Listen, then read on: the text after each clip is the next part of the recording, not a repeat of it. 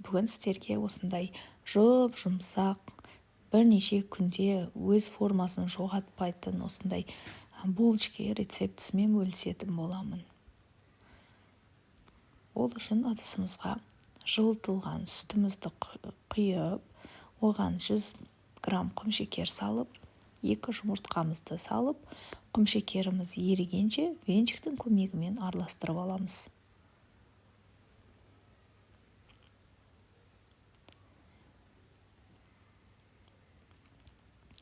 Енді аштығымызды салып, тағы да бір рет араластырып жібереміз.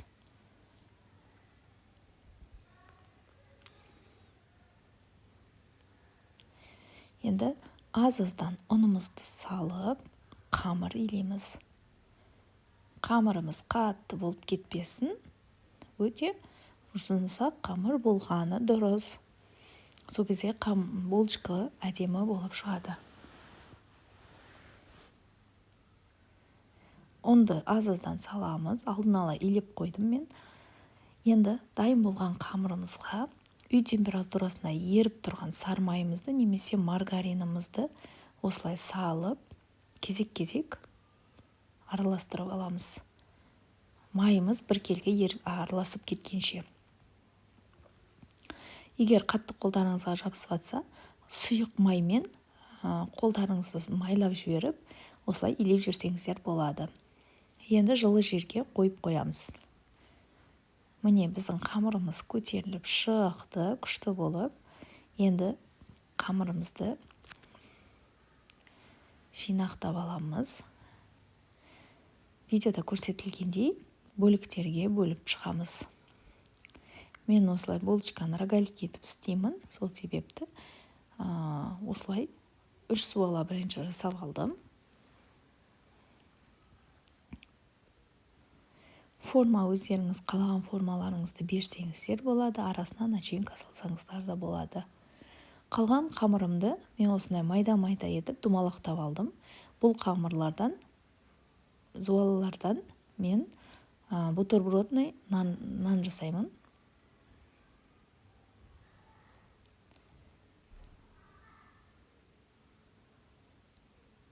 Өте дәмді шығады бутербродный нан жасасаңыздар да.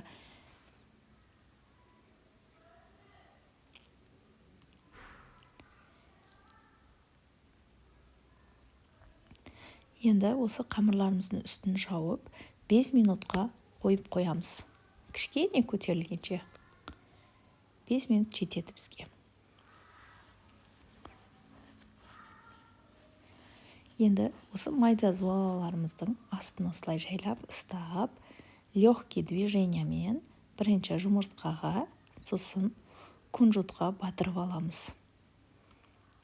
Енді табамызға саламыз. Барлық зуалаларымызды осылай істеп шығамыз.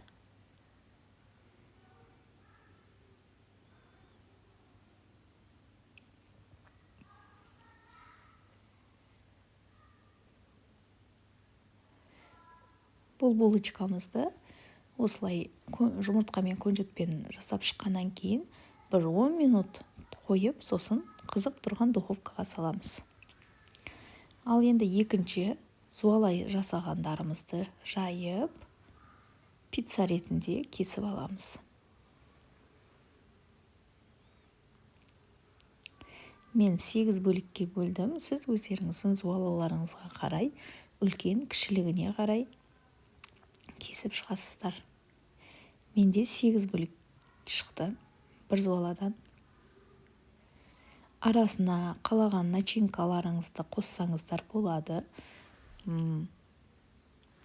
Вареный сгущенка салсаңыздар болады. Мак сеуіп жасасаңыздар, немесе құмшекер сеуіп жасасаңыздар болады. Вареный сгущенкамен жасасаңыздар өте керемет болып шығады. Мен бүгін жай қарапайым түрін жасадым.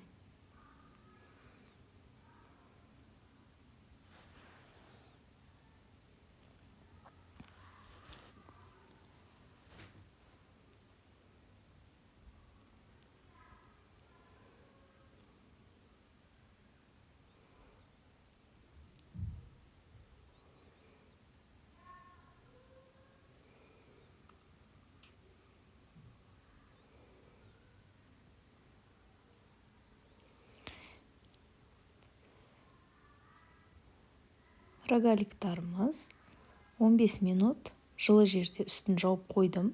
Енді дайын кішкене ісіп шыққаннан кейін бетіне жұмыртқамызды жағып, қызып тұрған духовкада 20 минут пісіріп аламыз.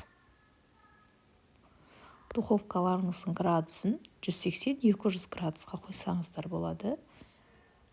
Міне, булочкаларым пісіп шықты. Енді үстіне ыстық күйінше сахарный пудра сеуіп аламыз.